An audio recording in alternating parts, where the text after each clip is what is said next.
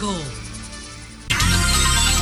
3:40 minutos. Un aplauso para nuestro invitado, Antonio Sola, experto Sola. Esto es lo que llama bocato di cardinale periodístico. Okay, eso. Así es. Antonio Solá está con nosotros. A ver, vamos a llegar a un acuerdo con el apellido, usted sabe por que favor. yo suelo preguntar a las personas, con su apellido del exterior, ¿cómo es?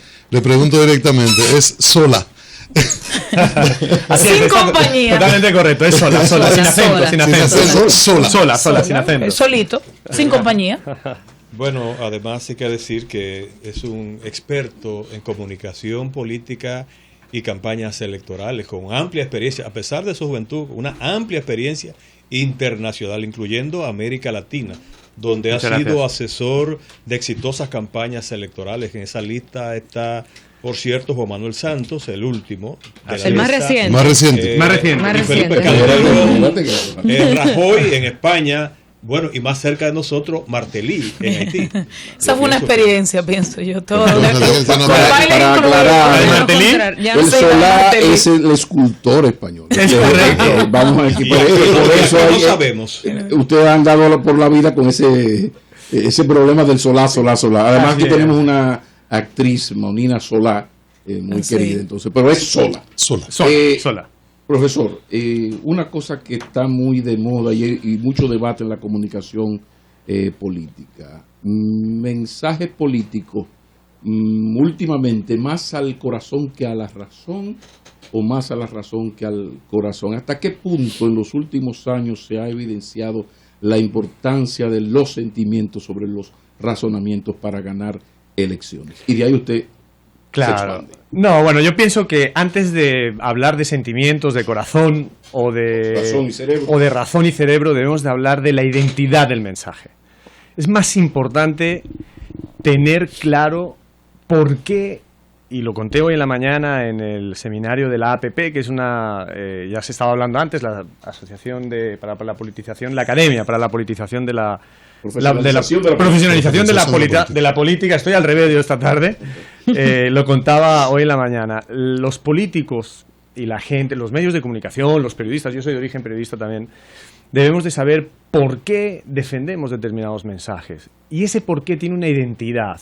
Esa identidad no es la imagen. La identidad significa las señas de identidad que comprenden lo que uno está queriendo decirle a la gente. Y le voy a explicar por qué. Porque el cerebro humano tiene básicamente tres componentes, que podríamos decir que son tres cerebros. Uno que se llama reptiliano, uno que se llama límbico y uno que se llama neocórtex. Esto es un poco un tema técnico, pero... Pero necesario para situar. Efectivamente, pero el cerebro más primitivo, el más primitivo del ser humano, es donde están hospedados los sentimientos. Y es donde están hospedadas las imágenes y las decisiones más importantes del ser humano. Ahí es donde se hospedan preguntas que tienen que ver con... ¿Por qué voy a estudiar esto? ¿Por qué me voy a casar o no me voy a casar? ¿Qué quiero hacer en mi vida a medio o largo plazo? Etcétera. Y ahí es donde está hospedado, por ejemplo, la política y el voto. Ya le respondí. Más las emociones, más los sentimientos, mucho más que la razón. Yo sé, toma nota. No, muy rápidamente, porque es medio técnico esto, pero así es. ¿Cómo se mide el éxito en política? ¿En función de los logros que alcanza un político, que alcanza un candidato, o en función de la aplicación de los compromisos que asume con el electorado y con su pueblo? Yo pienso que en la política es importante ganar el poder y que uno se mete a la política para ganar el poder. Me recuerda a Pablo. No para perder el tiempo, es decir, uno se mete a la política o es político desde mi punto de vista porque debe tener vocación de poder y eso no es malo. Eso así es como querer tener vocación de vivir mejor y tener un refrigerador nuevo, un coche nuevo, una casa nueva, poder llevar a mis hijos a una buena escuela, etcétera. Los políticos están para eso y el que diga lo contrario miente, desde mi punto de vista. Ganar el poder. Y eso es una medida del éxito. Okay. Uno puede pasarse toda la vida, como por ejemplo pasó en México, un partido de oposición 70 años y decían todo el tiempo, bueno, esto es como una brega de eternidad. No señor, esto se tiene que acabar cuanto antes. Y la oposición, el menor de los tiempos. Y en el poder, el más de los tiempos, si lo haces bien. Y esa es la segunda medida de éxito para mí.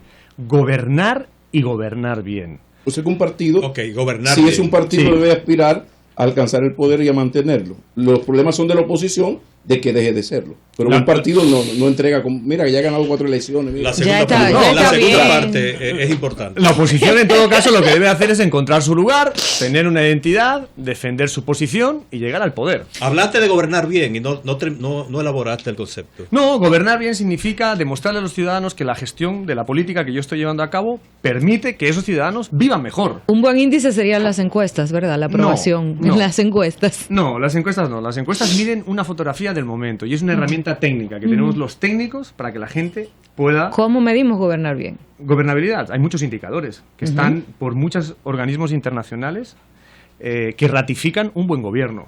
Hay indicadores en Europa, indicadores en América, indicadores en Asia, en Oceanía. En cada uno de los continentes hay indicadores que miden cómo un gobierno, efectivamente, o un gobernante, gobernó bien o gobernan mal.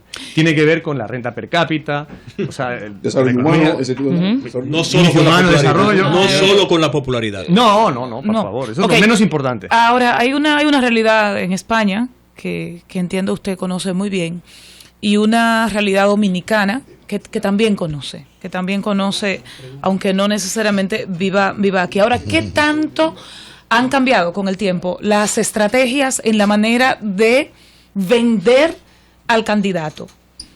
Tomando en cuenta el fenómeno de que muchas veces dicen, no, el candidato ocupa todo, pero es que su partido no.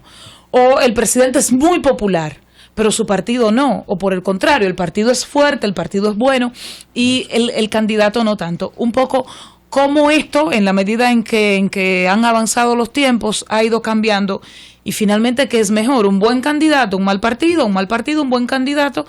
¿O siempre apostamos a un equilibrio que no siempre es posible? No, depende. Cada situación es distinta y cada candidatura es distinta y cada país es distinto. Por ejemplo, Michel Martelly, el presidente vecino.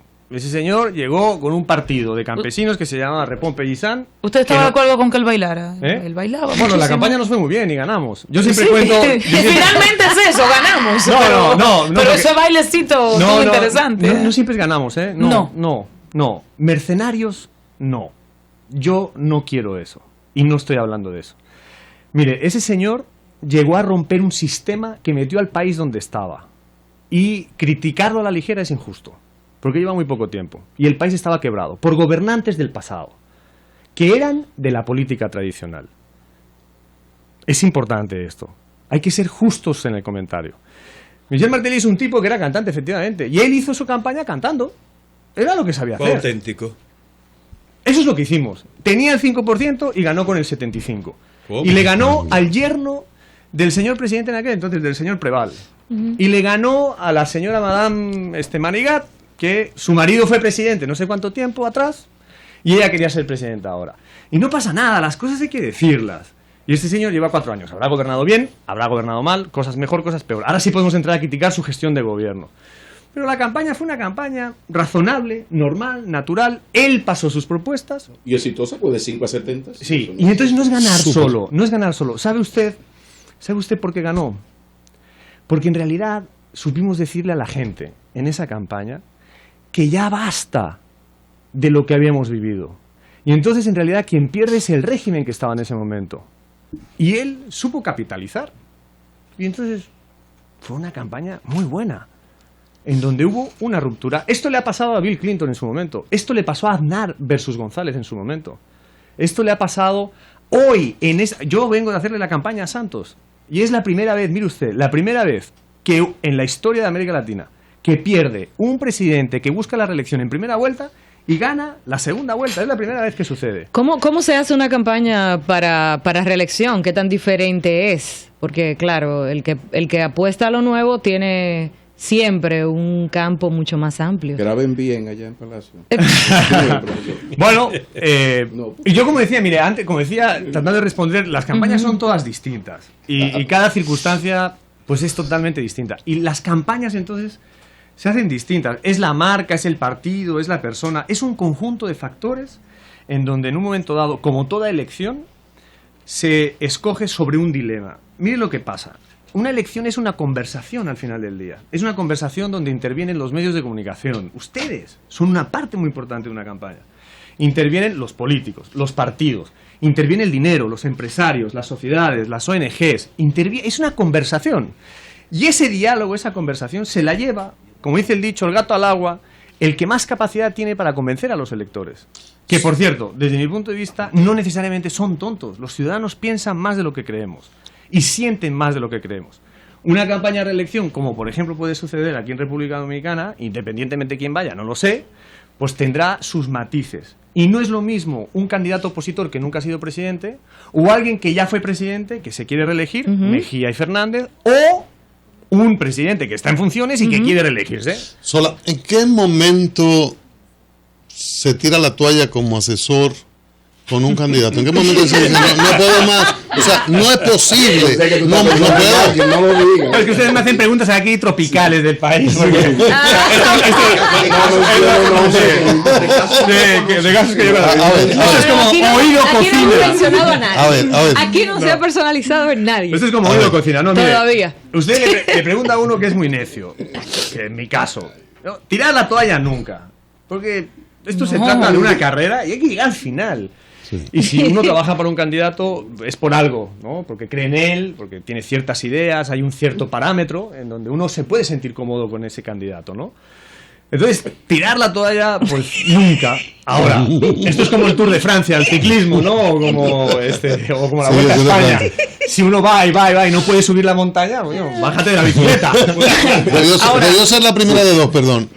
¿En qué momento decides o cuáles elementos fundamentan tu aceptación de trabajar con un candidato? ¿En qué momento tú dices que sí? O sea, ¿cuáles son los elementos que valora y que al final te convencen? Porque dijo que mercenarios no. No, mercenarios no. Entonces. Mira, a mí la vida ya me ha dado la oportunidad, gracias a Dios, estoy muy agradecido con la vida y con Dios, de las oportunidades que me ha brindado. Y ha llegado un momento en mi vida en que los candidatos me pueden, o los gobernantes me pueden elegir como asesor, o yo también puedo tener, llegado este momento, la oportunidad de escoger. Para mí son importantes determinados valores que tienen que ver con la política. Uno, realmente querer construir un mundo mejor a través de la política. Eso significa muchas cosas. Segundo, determinados valores que tienen que ver con la, la convivencia social. No estoy hablando de un tema de estrictamente el derecho a la vida o de eutanasia sí, eutanasia no, de los valores que rayan más la discusión sobre la sociedad religiosa. No, me refiero a este tipo de valores que forman parte de personas razonables de izquierda y de derecha que pueden sostener con determinada naturalidad y que además sirven para construir esto que yo digo, un buen gobierno, que es mi punto más importante, que realmente estén comprometidos con un buen gobierno, con buenas políticas públicas, lo dije hoy en la mañana, que ayude a la gente a vivir mejor. Eso es lo que uno aspira de sus políticos. No hablaste ahí como un político. No hablé de cómo es un político. No hablaste en este momento como un político. Sí. Y bueno, trabajo con ellos. Pero al final se les pega. Profesor, luego me preguntan, ¿quieres ser candidato? Y bueno, a lo mejor. Yo pienso que sobre todo las víctimas de sus asientos como asesor, indican usted, hacía como un asesor muy de la campaña negra. Y eso sobre todo después del éxito que usted tuvo con Calderón frente a López Obrador, que fue un éxito muy, muy sonoro, ¿no? Claro. Ahora, a partir de esto, que usted ha estado en ese filo de la navaja, ¿hasta dónde llega una campaña sucia y empieza la campaña negativa? ¿Qué es campaña negativa y cuándo ya la campaña negativa deja de ser negativa y se convierte en sucia? Déjeme decirle tres cosas. Miren, uno, la ley. Nosotros no podemos permitirnos en ninguno de nuestros países instituciones débiles y ciudadanos dependientes. Eso tiene que evolucionar. Entonces, la ley, si no está bien hecha, hay que hacerla bien para que regule una campaña electoral. Entonces, ¿quién fija los límites? La ley. La campaña que hicimos en México estuvo dentro del marco de la ley. Segundo punto. ¿Y si llega Dominicana? Segundo punto, que creo que es muy importante. Uno tiene derecho en una campaña electoral a decir lo que uno es, ¿no? Pero también tiene derecho a decir lo que cree que es su oponente. Y entonces ahí entran las campañas de contraste, que no son sucias, las campañas de contraste. Esas campañas de contraste es para decir lo que uno es y lo que el otro cree que no es. Incluido lo catastrófico. Lo que sea. Pienso que el otro es... Lo que sea. Si está dentro de la ley, que lo dijimos como primer punto, está permitido. El límite. Si el Tribunal Electoral es independiente, funciona bien y no es un tribunal débil y te permite hacer ese tipo de publicidad o de comunicación, adelante. Debe estar permitido. Esas campañas ayudan a la democracia. Mucha gente dice lo contrario. No, ayudan a pensar, ayudan a involucrarse en la política y ayudan definitivamente a la democracia. ¿Desde hace qué tiempo conoce...? Había un tercer punto. Sí, había un tercer punto, que lo quiero dejar en la mesa. Y lo dije hoy en la mañana. Miren, como tiene que haber una ley fuerte y tiene que haber estas campañas de contraste dentro de lo que es el mundo de la política, porque así es, así funciona la política, ese es el sistema. Debemos de entrar a procesos de regulación también. Yo lo dije hoy en la mañana. No es posible que las redes sociales sean el vertedero donde todos hoy vomitamos unos contra otros. Qué buenas. Entonces, eso debemos de entrar a un proceso de regulación, en donde, así como la televisión, así como la radio, y así como otros medios de comunicación, están regulados bajo unas normas lógicas de convivencia con el derecho a la información, el derecho a la dignidad, el derecho a la información a la persona, el derecho a poderte defender. Las redes sociales deben de entrar a eso. Estamos perdiendo los papeles. Yo sé que esto va a generar mucha discusión. No, es que la ley de delitos electrónicos contempla la sanción a la difamación e injuria, o sea, eso perfectamente tipificado. El problema de este tipo de leyes, de esta ley, es correcto. ¿Por qué? Porque no se ha desarrollado. ¿Por qué? Porque no nos ha convenido desarrollar. Y creo que ha llegado el momento de decirlo claramente, porque ese tablero de las redes sociales van a ser el verdadero tablero dentro de 30 años donde se disputen todas las campañas políticas. ¿Qué tiempo hace que conoce la realidad política de República Dominicana? Que viene acá, que conoce... Como hace 10 años, más o menos. 10 años. ¿Para quiénes ha trabajado a nivel local? No, prácticamente para nadie. He tenido muy buenas conversaciones en su día con Eduardo Estrella, he conocido al presidente Fernández, al presidente Medina. He tenido oportunidad también, no trabajar. ¿Trabajo para alguno de ellos ahora? No trabajo para nadie. Pero por las relaciones que está cultivando. A solo hay que enamorarlo. Le preguntaba el tiempo. Perdóneme usted. Le preguntaba el tiempo que tenía conociendo un poco, al menos la realidad política dominicana, quizás para que le sirva de marco de referencia para evaluar qué tanta madurez tenemos como país a nivel político, comparándonos con nuestros iguales, con realidades que usted también conoce. Quizás la referencia nuestra no puede ser España y tampoco Estados Unidos. Quizás con nuestros iguales, tomando en cuenta de que podríamos haber avanzado, pero que nosotros ni siquiera nos hemos puesto de acuerdo para tener una ley que regule a los propios partidos, una ley electoral, una ley de partidos políticos, donde aquí ni siquiera las donaciones están reguladas. Entonces, ¿cómo trabajar en una selva así? Se me olvidaba también que conocí en su día, tuve varias reuniones con Hipólito Mejía. Y con Ito Bisonó también, en alguna ocasión me he reunido con él. La verdad es que un amplio... Sí, es un buen abanico, Pero déjeme, a esta pregunta me apasiona, porque... Yo no lo voy a decir, pero debería. República Dominicana... Debería. Es un país tremendamente politizado. Es impresionante cómo pelota la gente, y política. Es impresionante cómo la gente en la calle, los medios, ustedes, cómo hablan de política con esta pasión. Es increíble. En otros países eso no existe o no se vive. Lo que sucede es que la legislación, la regulación, los procesos de transparencia están muy atrasados en República Dominicana. Y yo sí creo que hay que hacer un esfuerzo por parte de todos para que eso se equilibre al nivel de conversación política que hay. Estamos ya en el ciberperiodo, hemos pasado de la teledemocracia a la ciberdemocracia, o todavía no. Nos falta todavía. Pero, ¿qué tan influyente? Vamos a poner, en España hoy sabemos el poder terrible de la teledemocracia, ¿verdad? Una cosa terrible. Pero los medios vienen subiendo, las redes y estas cosas. ¿Cómo usted evalúa? Porque hay algunos especialistas, como Anthony Gutiérrez, que le da un valor casi determinante hoy ya. ¿Cómo usted lo evalúa? No, yo difiero mucho de Anthony. Poder el que usted tiene, hablando por ese micrófono. La televisión y la radio siguen siendo los medios estrella. Le voy a decir por qué. Porque prescriben el voto. Las redes sociales... Desarrollen eso, prescriben el voto. Sí, prescribir el voto es decir, usted puede decir aquí, yo voy a votar por tal candidato, y mucha gente creerle a usted y votar porque usted cree en ese candidato. Usted, por ese micrófono, puede prescribir una receta médica. El médico, cuando uno va al médico, me duele el hígado. Indicar, sugerir, influir. Ustedes son influyentes natos, reales. Las redes sociales no. Las redes sociales, no, por supuesto que no. Uno va y abreva información ahí. Pero es igual. Uno va y vomita. Y eso sigue. Que usted dice en el micrófono a la radio, lo hago yo a mis seguidores de mi red. No, cuénteme la diferencia. No, la diferencia es muy importante. Okay. La red social todavía hoy es un lugar donde uno va a informarse. Y finalmente eso viene a los medios tradicionales a ratificarlo. Por eso yo digo que hoy las redes sociales influyen en la toma de decisión, pero no prescriben o no de prescripción médica. Sí, de prescripción médica, vote usted por la televisión y la radio sí, y los medios fríos como la prensa escrita, menos, pero también. Entonces, ¿qué pasa? Que las redes sociales deben de crecer en madurez como medios y deben de entrar a este proceso regulatorio. Cuando entren, empezarán a prescribir. Esta palabrita que es prescribir. ¿Cómo percibe Antonio Sola la conexión que se da entre los partidos y los políticos con la sociedad y con los ciudadanos? Hay una efectiva conexión no solo en las campañas electorales, sino también en el ejercicio del poder, en el acto de gobierno. No, yo creo que hoy en día vivimos un proceso de distanciamiento muy importante entre los políticos y la ciudadanía.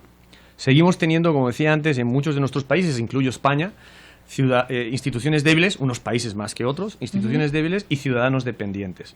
A veces al político le interesa que uno sea pobre, y cuanto más pobre mejor. Sale más barato. Te quiero pobre, porque siendo pobre tú soy rico yo. Entonces ese dilema es un falso dilema que hay que cambiar. Y para eso, ¿qué necesitamos? Necesitamos educación, como la academia, que es una iniciativa de Ricardo Pérez, que ya lo he dicho antes, que admiro mucho y que he venido personalmente a apoyar porque creo en este tipo de iniciativas educativas que ayudan a construir mejores políticos, mejores líderes, mejores personas y, por supuesto, diría yo, mejores, al final, a la postre, gobiernos para los ciudadanos. Usted decía, a propósito de una pregunta, que la regulación y los procesos de transparencia en República Dominicana estamos muy atrasados, estamos en pañales, comparándonos incluso con referencias parecidas a América Central. De seguir así entonces, ¿cómo visualizarnos en 15 años? No, en un mundo que está creciendo, que nos está demandando mucho y donde todo el mundo maneja información, buena o mala. Déjeme, yo quiero dejarle un mensaje de esperanza. 15 años después, cuando usted y yo nos vamos a ver, usted tan bella y yo más viejo, nos vamos a dar cuenta que República Dominicana es un país mejor. A pesar de todas las debilidades que tenemos como país, vamos a estar Es que usted está trabajando con los políticos definitivamente, pero hay una realidad, no tenemos marco regulatorio. No, pero déjeme decirle, Dominicana hoy, ¿usted niega que hoy Dominicana está mejor que hace 50 años? No, imposible negarlo. Dentro de 20. Y mejor que hace 20 y que hace 10. Por eso. Y estaríamos mejor. Correcto. Entonces déjeme decirle algo, mire, dentro de 20 años va a haber 100 millones menos de pobres en América Latina. Dentro de 20 años va a haber menos instituciones débiles y más ciudadanía. Yo creo profundamente en eso. Lo que pasa es que necesitamos hacer un esfuerzo para que eso realmente suceda. Y ustedes tienen una grave responsabilidad. Los medios, ustedes que son influyentes, tienen una grave responsabilidad. Lo que ustedes dicen por esta cosa que sale aquí, que hay miles de personas escuchándonos esta tarde, realmente tiene una trascendencia. ¿Sabe por qué? Hay una cosa que se llama, es un poquito técnico, hay una cosa que se llama psicología neurolingüística, la capacidad de programar al ser humano. ¿Sabe cómo se programa la mente del ser humano? Con palabras. ¿Sabe usted de qué vive? De la palabra. La gente cree en lo que usted dice. Esto es trascendental. El país que tenemos hoy también es un país hecho por nosotros en esta mesa. Fuera y también aquí. Y yo creo que eso debemos de tenerlo en la cabeza para ser conscientes. Y si lo cambiamos, vamos a construir un país mejor. Sola, ¿qué tanto les ha complicado a los asesores el tema del uso de las redes sociales? A veces noto con preocupación y hasta con un poquito de, no sé, de simpatía hacia los que profesionalmente trabajan esto, que se esfuerzan en posiciones muy acabadas y de repente un candidato o una figura agarra su cuenta de Twitter, viola cualquier protocolo y hace una declaración que le complica la vida a todo el equipo de comunicación estratégica. Entonces, ¿cómo manejar la individualidad, las características de cada quien y al mismo tiempo establecer criterios que sean aceptables y que pueda hacer que le sume las redes sociales al proyecto que sea que estén trabajando? Mire, lo que pasa es que muchas veces, bueno, esto siempre ha pasado, ¿eh? Antes no había redes sociales y un candidato que era indisciplinado salía, venía aquí a la radio, se sentaba y decía una burrada. ¿Eso existe? Siempre ha pasado, sí, claro sí. que existe. Siempre ha habido servicio doméstico. Siempre ha habido no me presione. Que siempre ha habido burlada. No me presione que hablo. Dígame el nombre. No, dígame usted sabe. Yo no sé nada. Sabe. Sola, no se haga. No, yo le juro que no sé nada. Entonces, bueno, pero las redes sociales son una nueva plataforma. Y como tal hay que tenerla y verla con mucha normalidad. Pero ¿puede un político, un candidato manejar su propia cuenta? De manera disciplinada, sí. De manera disciplinada. Sí, esto es como un deporte. Yo quiero ser el mejor jugador del mundo y ganarme 3 botas de oro. Y si las redes sociales se vuelcan, debo ser disciplinado. Y si las redes sociales se vuelcan en contra de un candidato, ¿qué hacerlo? ¿Ignorarlas? No, trabajarlas. Mire, no huya.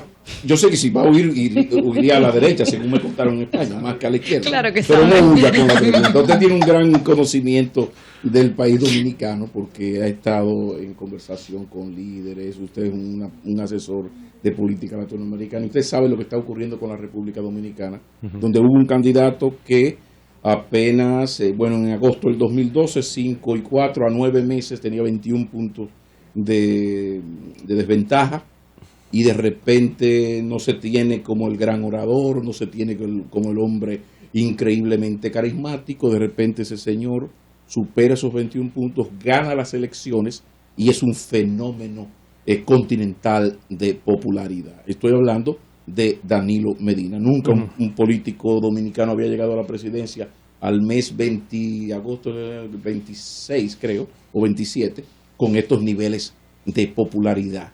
Yo sé que usted juégueselo un poquito porque yo sé que usted conoce muy bien el tema. O sea, ¿qué puede explicar además el momento político económico dominicano tampoco es que nos está yendo de puta madre, ¿no? O sea, ¿qué usted nos puede decir de ese fenómeno que se llama Danilo Medina? Bueno, yo pienso 2 cosas. Una, en el análisis de la campaña electoral, evidentemente lo digo con mucho respeto hacia el presidente, habría que ver si él ganó o terminó perdiendo el contendiente. No es lo mismo. ¿Cuál es la sustancial diferencia? La sustancial diferencia es que, por ejemplo, el presidente Santos ganó la reelección. ¿Sí? Mariano Rajoy en realidad no ganó, perdió Zapatero. Eso es sustancial. Entonces, punto 1, lo pongo en la mesa porque habría que discutirlo. Sí, pues vaya a otra parte. Yo eso no se tiene entendido porque hubo un gran acuerdo en el PLD y se crearon 3 frentes exitosísimos y hubo para todos los gustos. Ahora, ganó, es el presidente. No, pero han pasado 27 meses y este hombre nunca se había visto una cosa así. Bueno, yo creo que lo que está sucediendo es que hay una conexión directa con la gente en su forma de actuar, en su forma de hablar y en su forma de obrar. La gente, por alguna razón que yo desconozco en este momento porque no tengo suficiente información, suficientes elementos, estará procesando adecuadamente la figura de Danilo Medina. Sin embargo, a mí me parece extraño que un candidato con esas características, como le sucedió a Aznar, no hablaba muy bien, tipo serio, más allá, más acá, se terminó convirtiendo en el mejor presidente de una parte de la democracia española. Luego vino Zapatero, fue un desastre. Bueno, a Danilo pues probablemente le esté sucediendo eso, ¿no? Ojalá le dure todos estos meses y termine muy bien su presidencia. Hay una realidad muy... No voy a utilizar nada de nada de eso. Pablo, aquí no toca. Y en el caso de Danilo, realmente es un presidente muy popular. Y si empiezas a revisar, mira, por lo menos tal problema se superó o se mejoró de manera sustancial. Y dice, no, estamos más o menos igual, estamos un poco llevando la carga. Hay una situación que los ojos de América están ahí. Brasil ya casi tiene elecciones. Así es. Y después de la muerte del candidato opositor, la candidata ecológica resurge y es una amenaza real para Dilma Rousseff. ¿Cómo no es como tan común ese tipo de fenómeno? Lo que pasa es que hay un cansancio en los brasileños Esto suele pasar en los países. También nos pasó con el presidente Santos, ¿no? Que llegamos muy agotados a la primera vuelta porque había un cierto cansancio y luego logramos aglutinar un esfuerzo compartido para la segunda vuelta. Una arenga efectiva después. Y ganar, claro. ¿Cuál fue la clave? Pero, ¿cuál fue la clave, la estrategia para ganar? Un segundito con Brasil. Claro, pero regreso a lo de Brasil y ya le contesto. Lo de Brasil, pienso que Marina ha encontrado un espacio en ese descontento entre la mayoría de los partidos de oposición que no se siente satisfecha la gente con el Partido de los Trabajadores, con el PT. Y piensan que Lula o Dilma, en realidad Dilma en este momento, está malgastando parte de su energía para hacer un buen gobierno. Y número dos, que creo que también es importante, están muy insatisfechos la gente con su gestión en los últimos meses, en donde la crisis brasileña o el motor que tenía Brasil como economía se ha ido amortiguando a la baja. Entonces ahí la elección está abierta. Mi pronóstico es que si las cosas siguen así, Dilma va a terminar ganando, porque a Marina le va a faltar posicionamiento y oxígeno. Hay que esperar a la segunda vuelta. Ya se le está acabando. Sí, se desinfló. A propósito de que es ecológico el oxígeno. Yo lo que decía de Santos, lo dije hoy en la mañana en la PP y lo digo aquí, ¿no? Mucha gente nos daba por muertos y resulta que no estábamos muertos, estábamos de parranda. En el caso de Dilma podría ser lo mismo, ¿no? Pero a la pregunta de usted, y ahora sí entrando al tema de Colombia, yo creo que nosotros terminamos ganando la segunda vuelta de la elección porque planteamos un dilema, una conversación nueva en la segunda vuelta, distinta a la de la primera. Yo llegué muy poquito antes del fin de la primera vuelta y junto con un compañero, Ángel Becasino, tomamos la estrategia de la primera y luego del final de la primera y de la segunda vuelta. Con todo el equipo de Santos. ¿Usted entró después del problema con Rendón? ¿O cuando? Sí, entré unas semanas antes y ya justo me tocó eso y ya yo continué el escándalo. Todo el proceso, ¿no? Ahí estaba todo el tema de jaque. Fue una campaña muy complicada. Pero el dilema fundamental fue paz versus guerra. Y entonces nosotros decíamos, el presidente Santos representa la paz y él quiere un país en paz. Y la paz significa estas cosas, ¿no? La paz de tu familia, la paz de tu dignidad, la paz de tu país. Y el señor Zuluaga, que era el representante del uribismo y del Centro Democrático, representa la guerra. Ellos quieren acabar con las FARC, con un enfrentamiento armado, 200.000 muertos, y esto es lo que él piensa. Y a la gente se lo dijimos por primera vez muy claro. A y B. ¿Tú qué país quieres? La del apellido, lo de cambiar el José Manuel y hablar de Santos. Que da santidad, sí, pero en la primera parte no hablaron de Santos. No, eso fue culpa no. Eso fue acierto suyo. No, pero yo respeto a mis compañeros y cuando yo me sumé a la campaña, eso estaba. El eslogan era Juan Manuel presidente. En la primera parte. Sí, y era hemos hecho mucho, falta mucho por hacer, ¿no? Y la gente nos decía, pero bueno, Juan Manuel, ¿qué Juan Manuel? Falta mucho por hacer. Yo creo que volvamos a perder al Santos presidente. Yo creo que volvamos a y con cantidad, y con paz haremos más. Claro, el santo que quiere la paz, el santo que quiere la paz, imagínate, la paz está en el cielo y ahí están los santos. Que tenemos que ir redondeando, al que gana o al que pierde. ¿Perdón?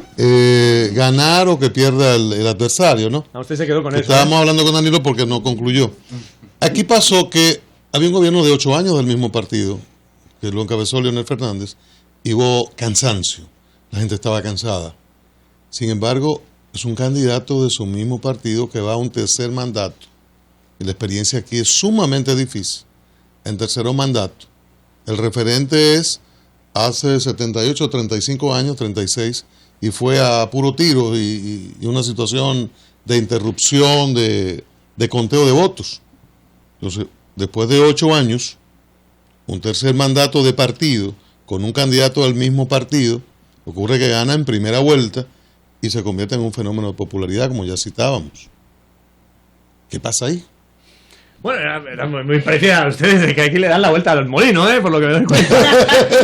Me falta información. Ustedes me quieren pillar en algún renuncie, pero no pasa nada, quiero decir. O sea, ¿qué pasa ahí? Bueno, pues probablemente la escala que ha tenido Danilo, que es muy admirable, habrá sido la de pasar de un líder normal y corriente a ser un líder inspirador cuando tomó el gobierno y a convertirse en un fenómeno.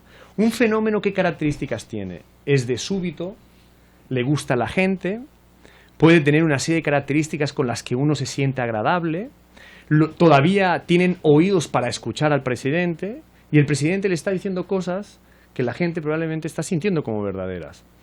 Esos son algunos atributos que a determinados presidentes como Danilo le pueden funcionar. En Guatemala, yo hice la campaña de Otto Pérez Molina, ganamos presidente y es por primera vez, también como fenómeno, como el caso de Danilo, que por primera vez en la historia de Guatemala, democrática, un presidente en su último año de mandato, o ya le queda prácticamente un año, tenga los niveles de aprobación que tiene, que está rondando los 70, y más importante que eso, está logrando aglutinar como nunca antes al Estado con la ciudadanía. Son personajes que encajan en un momento histórico que logran hacer eso. Acaba de publicarse una especie de medición de los gobernantes de América Latina y Danilo Medina aparece con un 89% de aceptación en la República Dominicana. Ahora, una pregunta importante. ¿Esos niveles de aprobación que tiene un presidente podrían reflejarse en la misma proporción si fuera candidato dentro de 19 meses? No tiene por qué. Depende. Depende. Mire, yo trabajé para el presidente Calderón los 2 primeros años de su gobierno. Empezamos con el 70%, vino lo que se denominó la crisis de la tortilla y bajamos al 40%, ¿no? Yo he visto a Cristina Fernández de Kirchner con el 80 cuando se murió Néstor Kirchner y estar en 30. He visto a Chinchilla en Costa Rica aparecer una presidencia y estar 2 años en niveles de 80 y terminar en 15 o en 18. Es decir, el nivel de aprobación de un gobierno es muy variable y depende de una cosa que yo denomino el humor social de la gente, el humor político de la gente. Y esto es muy importante, porque puede variar de un día para otro si pasa algo que cambie el humor de las personas. Ahora, creo que lo verdaderamente importante es que el presidente Medina aproveche el 90% o el 89% de aprobación que tiene para hacer verdaderos cambios en el país, que son los que hacen falta. Pues para eso es líder. Claro. Para eso tiene el 89%, pues que los haga. Que lo use. Porque si no, claro, porque si no, el poder, pues vamos a perder la oportunidad. Y eso sería muy triste, que perdamos la oportunidad. Una pregunta, que creo que es la última ya, ¿verdad? Cristian me va a matar. ¿Puede una correcta campaña romper un ciclo histórico? Sí. Intervenir. Sí. Ok. No más preguntas, señor magistrado.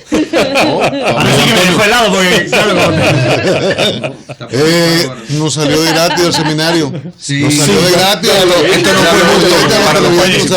Yo quiero, además que nos acompaña aquí, agradecerle a Ricardo Pérez Fernández de verdad la iniciativa de haber puesto en marcha la academia, porque esto es algo histórico en República Dominicana. Va a ayudar a formar mejores políticos y mejores asesores y va a ayudar también con su granito de arena, como ustedes desde aquí, a ayudar verdaderamente, y lo pienso así, a construir un mejor República Dominicana. Y antes de despedirte, profesor, decir que esta ha sido la primera parte de una conversación que va a continuar el sábado Pablo, a las 10:30 de la noche. Visión. Bueno.